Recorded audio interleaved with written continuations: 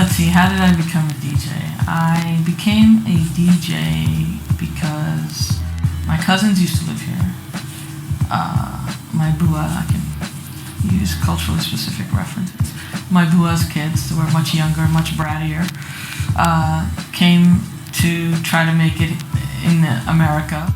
And we didn't know each other that well, and we got to getting to know each other, and we shared a kind of an interest in music. They had a very particular upbringing. They're from Delhi in India, so they knew a little bit about American music, a lot about Indian music, and we started seeing, they went to high school here, and they did a Bhangra show, dance at the school, and then they did it somewhere else, and there was like a DJ. This is like the very beginnings. There was only one or two DJs at all. It was very new, and we thought the DJ sabotaged their performance, and we were like, fuck that guy. We could do this better. And that's literally the impetus to say, I could do this better. And then we sort of thought about it, talked about it.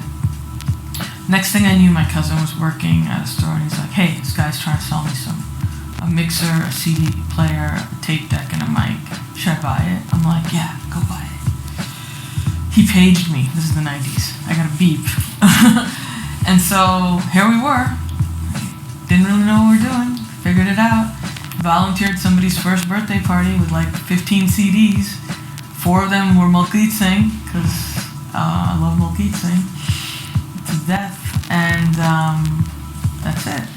But the story lead up to that, or like how it connected to like doing Bhangra, was that my mom went to England to my cousin, off mic, that cousin, my cousin's engagement party, and she brought back a cassette.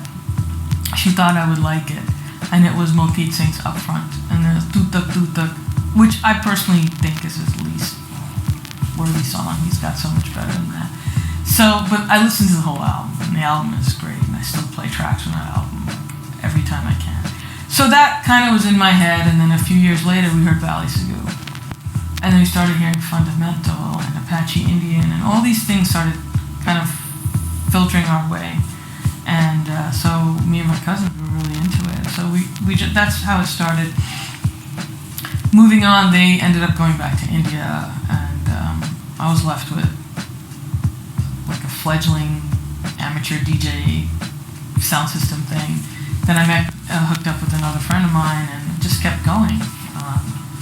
So from that first gig with the amp overheating, because it was my parents' rack system amp, to today, just didn't stop. That's like the biggest question, because we've spoken to a few New Yorkers about yourself, and the number one thing that seems to stick out is the longevity. It's like incredible that you did it. Like, what's your secret? How did you do that? Got nothing better to do? I don't know what the secret is. I think, I'm an artist. This is what I do, so I just keep finding ways to do it. And, Basement Bhangra is the party I'm known for, this monthly party that started in 1997. And it's not a very conscious decision. It's a very conscious decision to end it. But, somewhere along the way, I just decided this is what I do, so it's not a lot of long-range planning. I think part of it is just like, I really care about what I do, and I work really hard at keeping the music fresh. I really try to find the right spaces. I've been fortunate to work with some really good DJs. It's just like, it's what I do. I try to do it the best I can, and, luckily there's an audience for it. I think, like, listening to Valley Sagoo, I don't think it immediately indicated to me that I could be a DJ. I think it was just like the excitement of hearing it and wanting to share it. And I think ultimately, one aspect of a DJ for me is bringing joy. Sounds really corny. But just making people dance. Like, I'm so excited about this. I want you to hear it. Or this is my song, or whatever. And I think that is at the heart of what I want to do. Is to get really excited about something and then want to convey that.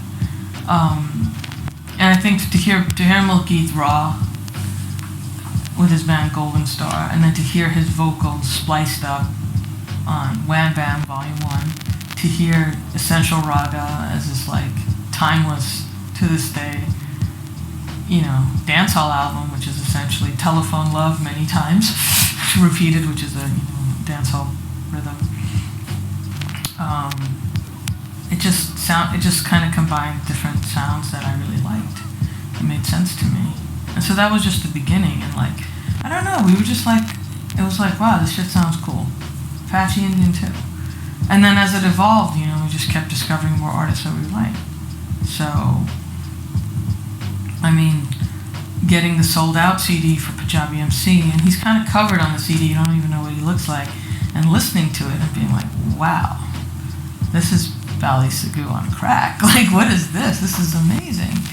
And literally calling him based on the number on the cassette tape and bringing him over to the United States, which is one of his first international trips ever before even, it was like,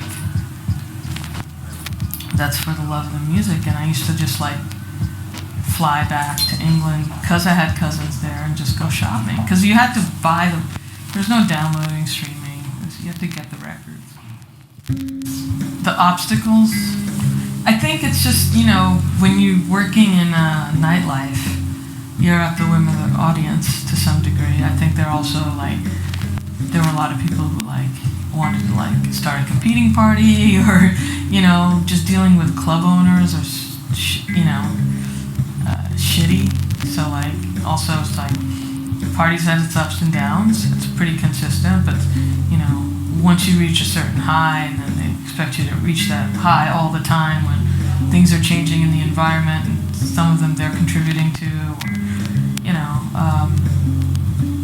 I think it's also like, the changing landscape of how people find out about information.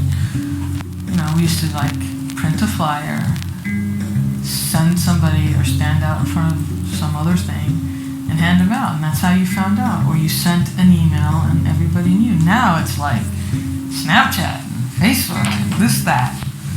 And that's there's a lot more stuff. It's harder to get your message out in some ways. And part of it is like, I'm aging, right? So like, I was 20 years ago, I was a different person. The audience, the crowd, it's like, how do you keep this party going and be relevant? It's always a challenge. I just play the shit I like. I just really like, it's about listening to the music. I mean, it sounds a little corny. Well, it's, you just gotta try to play what people like and just read the crowd. What's the like, as a career, how do you find the impact on like the South Asian community in particular? Having this as a career? Yeah, like, have you found that what ways have you seen that impact, I guess, on the community itself? I mean, I don't know, like, I think the impact of this as a career, it kind of depends. Within the Desi community, I mean, I think this is true of a lot of everyone. They don't necessarily even understand, including my parents, what the hell I do. Because to them, a DJ is, Bunty at the wedding. Like, how am I different from that?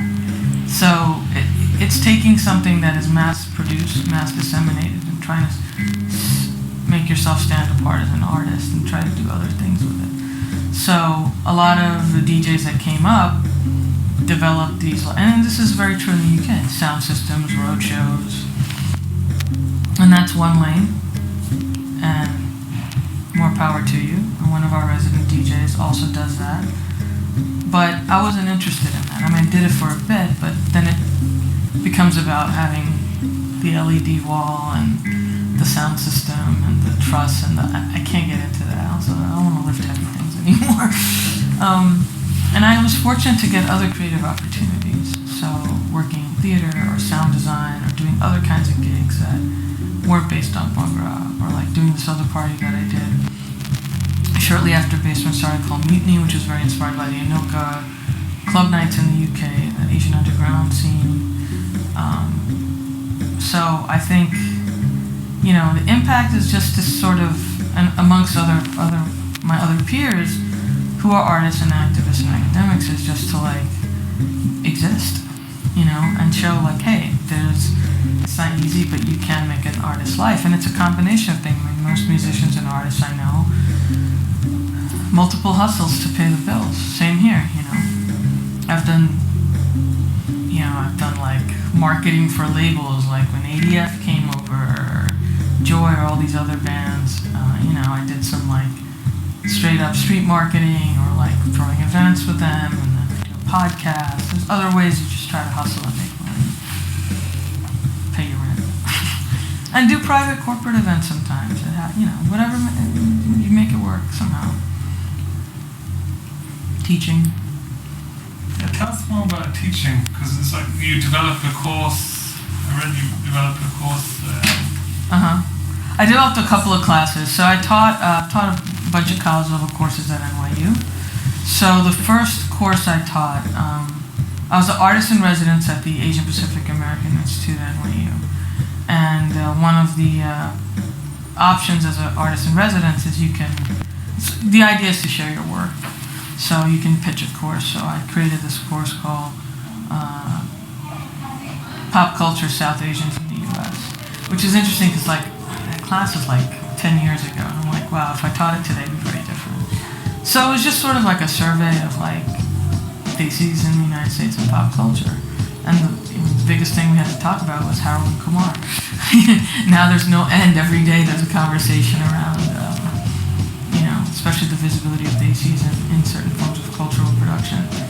So that course, and then I ended up working with the Clive Davis Institute for a while, so I developed Bhangra Bollywood, beyond sort of a music survey class. At Clive Davis, I started the DJ Master class, which was sort of half studio, half like classroom, like history, house music, club music, DJ culture, and then the other half was at a DJ studio where we actually taught people how to mix and everything.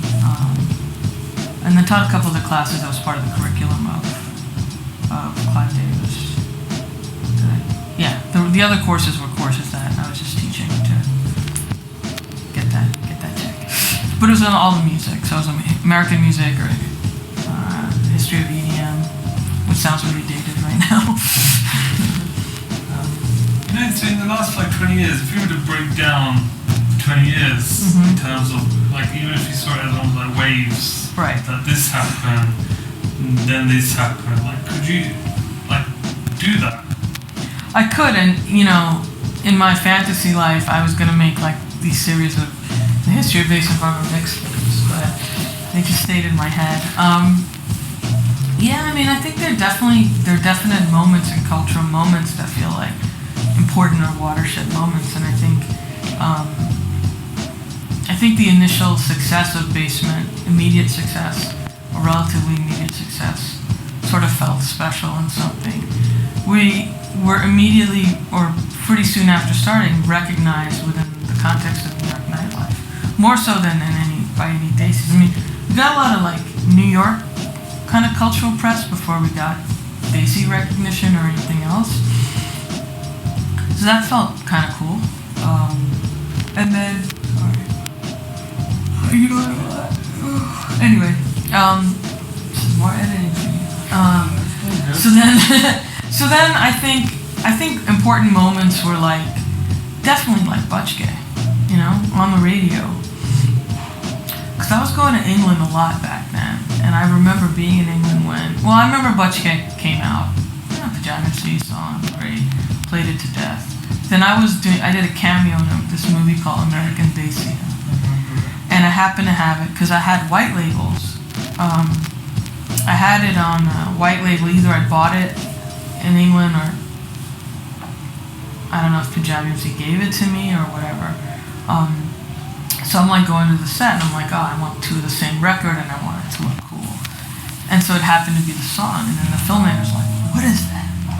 And they licensed it, and they put it in the movie. And Punjabi MC didn't even know until he saw the movie. And, because, that's labeled. Artist doesn't know what the label does. And so the song kind of circulated in a small way in the diaspora, because that movie circulated in the diaspora in its own way. My cousins, the DJ cousins, ended up tripping on it in Australia, which is where they live. I mean, so that sort of had this weird little moment in the Desi community outside of just bunker scene. And then I was in England when it started to really like, it was blown up, it was on the radio, it was getting talked about. And then it was just so interesting to be in England, to see it be reintroduced. So I was at Custard Factory in Birmingham. I was at one of the Shanti nights.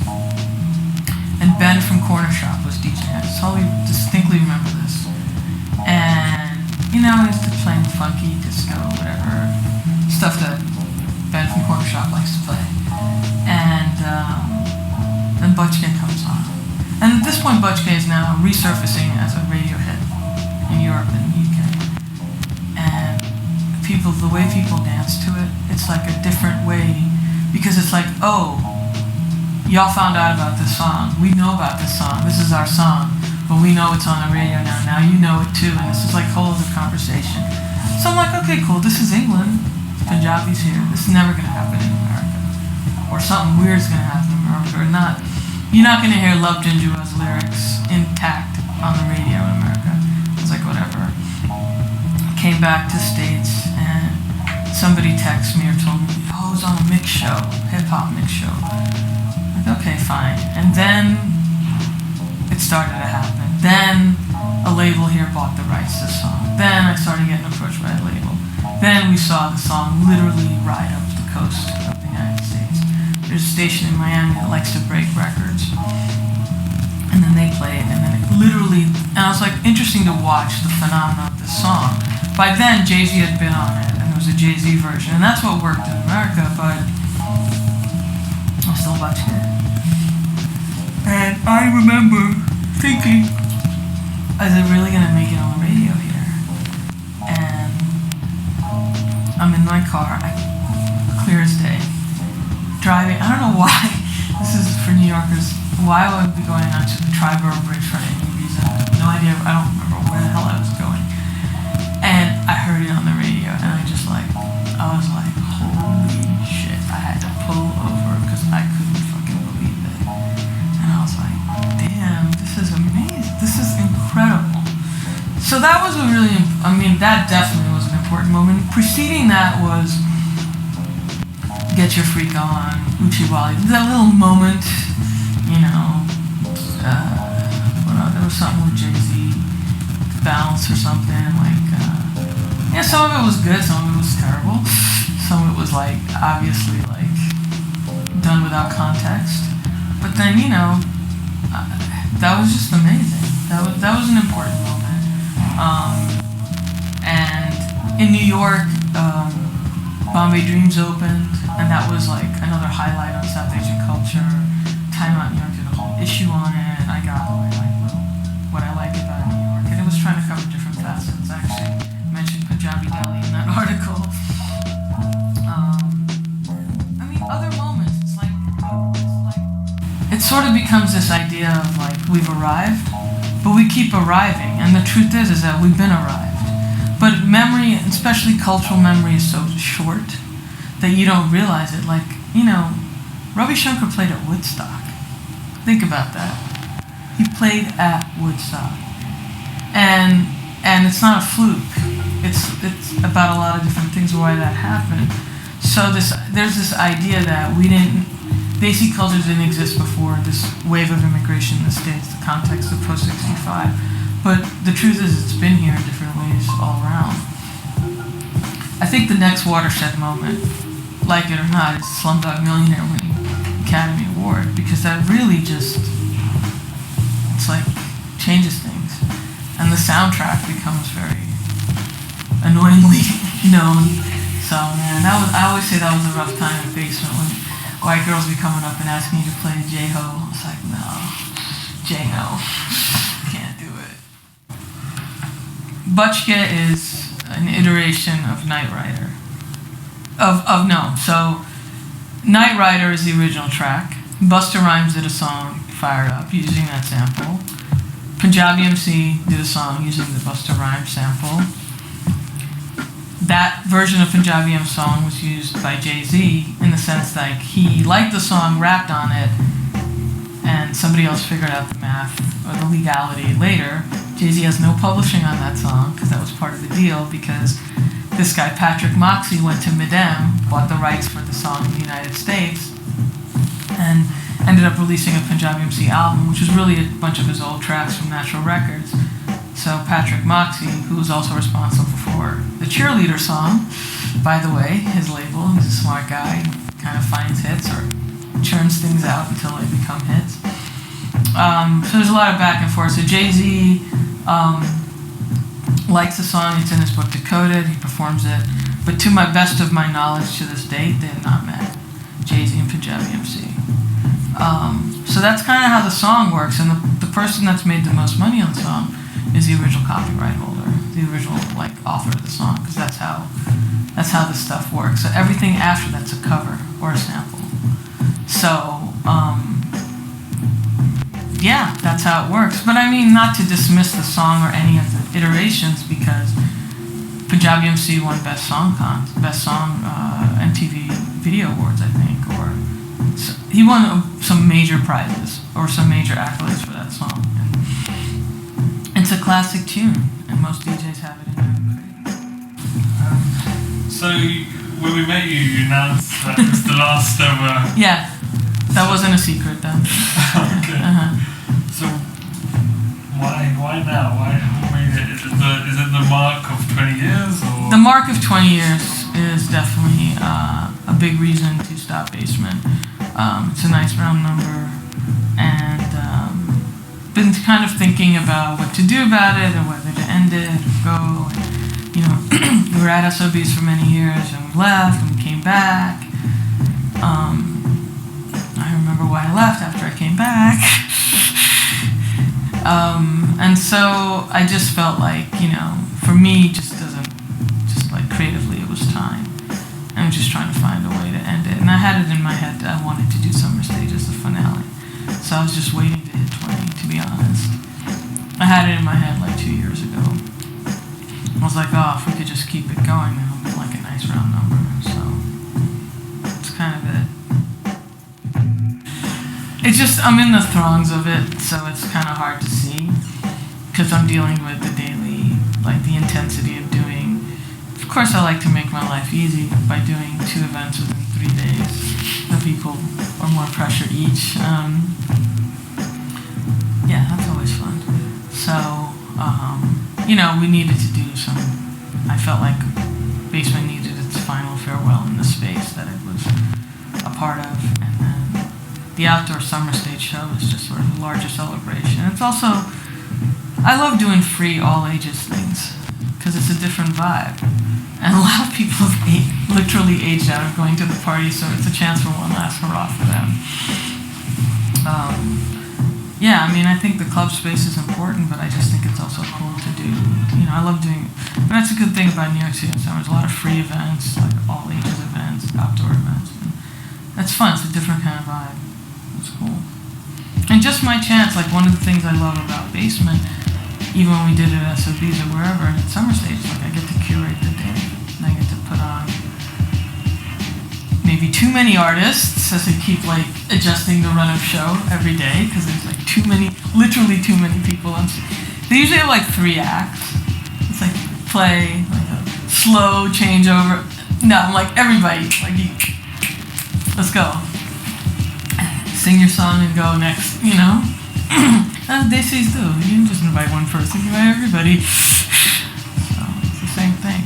I think every artist on the bill is really important to me, and I have a relationship with them, a personal one or a professional, artistic one, so I couldn't imagine it any other way. So this might be a bit cliche and we get asked all the time, but as a... I see what's coming. I hear it. I see it. No. Female. No. Me. I can see, because it's important to you, because you've got something about women there, and it's another thing. Well, I'm in this book. That's why. Oh, cool. You can talk about the book even, but you know, just your journey as a South Asian female working in a creative. Talk to DJ Caper about that. You know Caper? DJ Caper? Oh, you should talk to Caper. Okay. I'll at you. She's a badass. Like, she was on BBC. She used to have a show. She is ridiculous. Like, she cut, scratch, now. She's DJs all over the world, literally. She's a Desi DJ she's from Brixton. She's from London. So she started out on BBC. She had a show on the Asian Network. And she completely outgrew that situation. She's DJed for Drake. She's done all kinds of things. TV, all Blue Jays, that lip sync battle show, whatever. No. She's awesome. The first time I met her was she was Hardcore's DJ. I brought Hardcore here. So I met Hardcore a long time ago. It was right before. It was when Glassy was out, but she hadn't like broken into Bollywood. That little window where she was still doing like beautician stuff in Birmingham. And then I remember calling her. We called her like once or twice. And one time I was like, "Can you come for the gig?" She goes, "No, I got too many brides that day. I can't leave them." Anyway, different thing. She just dropped a mixtape. Anyway, I digress. The woman DJ thing. I mean, what can we say about it? The more we ask the question, the more we reinforce it being something bad. It's like it just the shock and awe, the need to ask. I would hope there would still not be a need to ask the question, but I know sometimes there is, and I debate about it with my friends. They're like, well, it's cool, everyone's the same thing, and I'm like, I guess so, but it's not a thing anymore because there's just so many women DJs, but the same level of patriarchy and sexism that occurs in every sphere of everything still exists in that too. I mean, what's really astounding to me, utterly astounding, and this just speaks to patriarchy. Think of England. Think of all the Bhangra in England. There's not one fucking Desi Bhangra girl DJ that I know of. Maybe there's some. Zero. That's sad. That's terrible. That's ridiculous. This is terrible. You would think, but why? It's such a broad culture. Even me, like the inroads that I've made or the relationships I've had with, Bhangra producers have been about people who can see past, that. Yeah.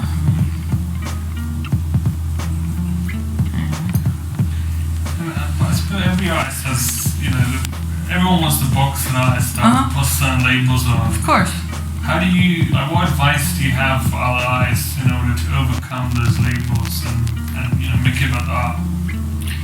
I mean, what can you do? You just gotta fight your way out of it. Just like where you choose your battles, where you can be specific.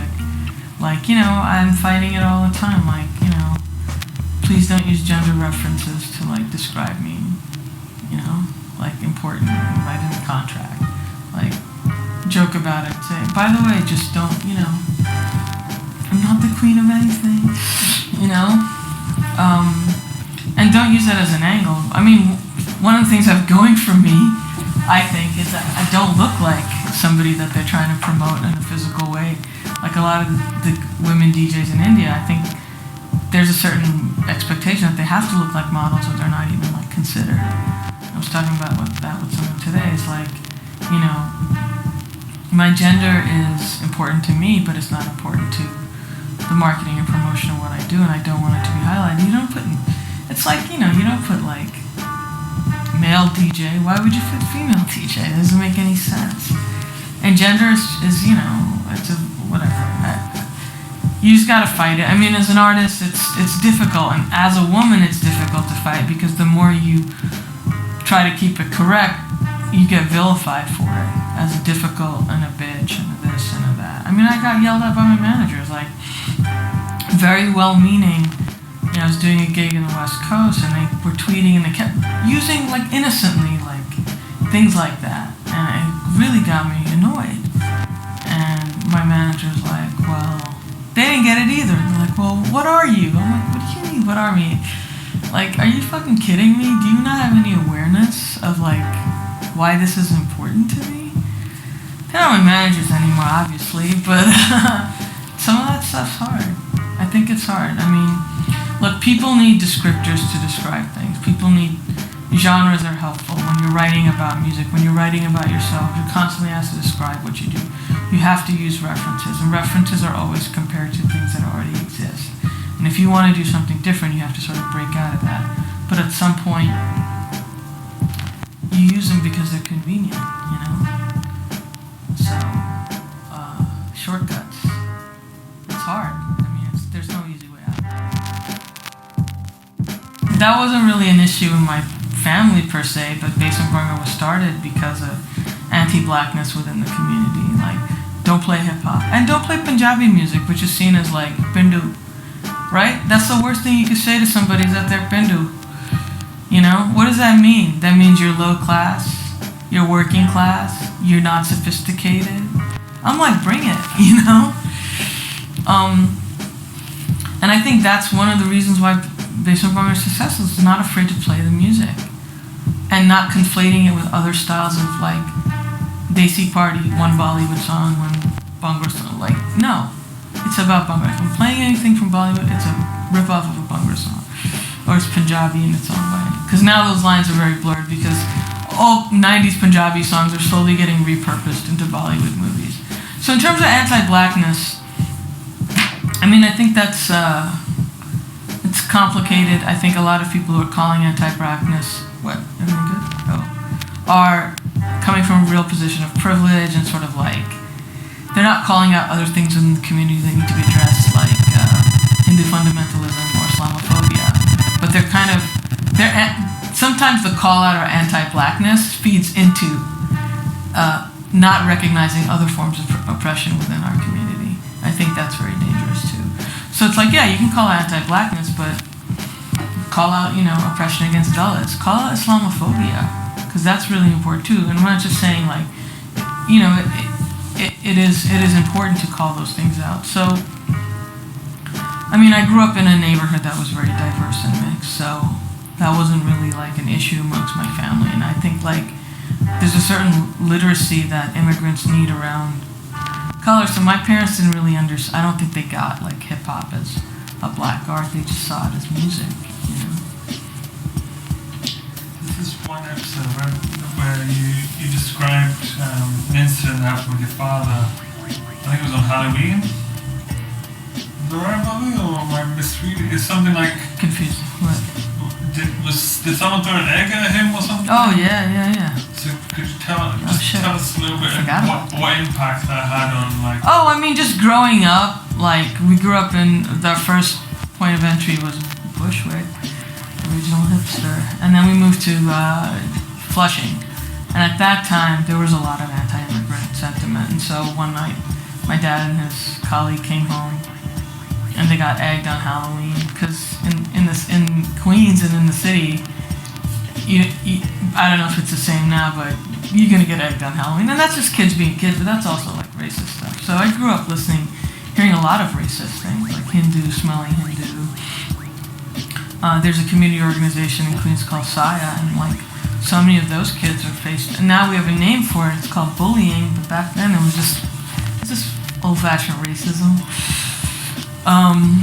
Yeah, so I mean, I think that definitely is a part of the experience here, for sure. And all those people were mostly white kids, by the way.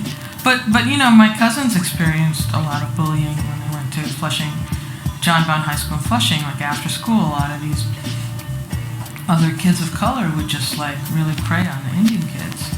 And I mean, that's just part of that it's complicated, you know. It's like that's the community there. There's like a lot of tension. There's like kids just like to be bullies because they can. Well, hip hop inspired me. I grew up in a African American suburb. Like most of the kids in my school were African American or second gen Caribbean American, and that's what everybody listened to. We listened to at that time in New York City Kiss FM. And Kiss FM had a basketball team. They played like our teachers or something. You know, it was really a good thing. So, you know, by like luck or fate, I was in this community, and this is before hip hop is ubiquitous and on the radio. So to me, it was natural. And early hip hop was very, very lyrical, and it spoke of struggle, and it spoke of those things, and that was also what I was interested in other spheres. I mean, I was very influenced by this radio station in New York called WBAI, which is part of Pacifica, or I don't know if it still is, which is where you hear Democracy Now, and it was very political as well. And I think my politics were, I looked for music that had meaning, had lyrical meaning. And I also gravitated towards like early U2, which was very political, or sort of anti-authoritarian type stuff. I think I was drawn to, I was also drawn to Prince, because for a combination of musicality and lyrics and all kinds of things. And even, some of Prince's lyrics, early lyrics, were very political. I grew up under Reagan, and there was this real feeling that we were going to all die from a nuclear bomb. Like, that was my earliest memory, or that Russia, unlike today, was really the enemy. And there was also the Iran crisis. There was a lot of anti-foreign sentiment throughout. I mean, that's how America plays it, there's the other all the time. So to me, it was just kind of very organic and natural. Like, I grew up around hip-hop. It was what you heard at school is what everybody was talking about. It just felt natural, and it made sense to me. Advice for the young. I think I'm going to quote Rosie O'Donnell. Didn't expect that. The root of her art practice is stand-up comedy. She always says that if somebody comes and asks me if they should be a stand-up comic, then they shouldn't be a stand-up comic. And I followed that advice. Like, if you have to think about it or ask, then you're seeking permission. And you can't seek permission. You have to give yourself permission. You just have to do it.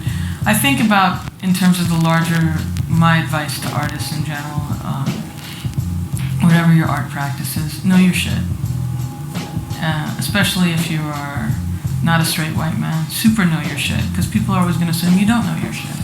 Whether that's connecting things or whatever, you have to be, you have to really know it. And I think find a way to survive, like how to fund your art and whatever.